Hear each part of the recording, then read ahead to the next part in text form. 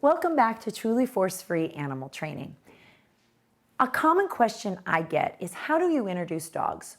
Whether you're getting a dog from a shelter or you're trying to introduce your friend's dog to your dog, introducing your dogs can be something that you have to be a little careful about, especially if you don't know the history of the dogs. If there are some dogs who love every dog and you don't have to worry about it, and there are some dogs who don't like any dogs, and so you wouldn't be introducing them anyway. But the confusing part comes when you're not really sure how the two dogs are going to interact.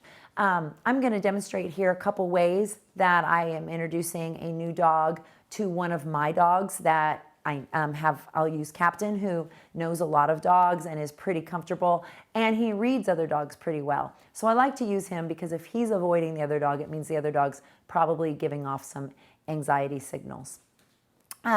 And I want you to just be able to see, it's really important to watch body language during this. So as you're watching my this introduction, watch the body language, because if one of them seems to be a little bit anxious, that's really important. And I don't want to make them meet if one of them's a little bit nervous.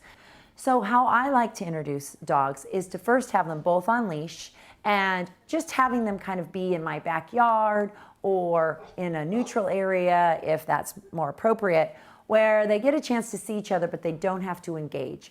I don't allow them to do any hard stares, and I try to keep them, they look at the other dog and then I try to give them a treat or do something that makes it so that they get a little bit used to each other without having to be face to face right away.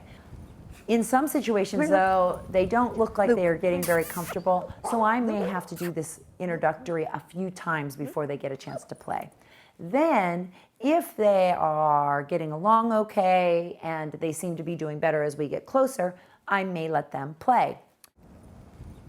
Come on, Lukey. Come here, Lukey. Good boy. Good boy. Maybe you can go in and get another sniff. You want another sniff?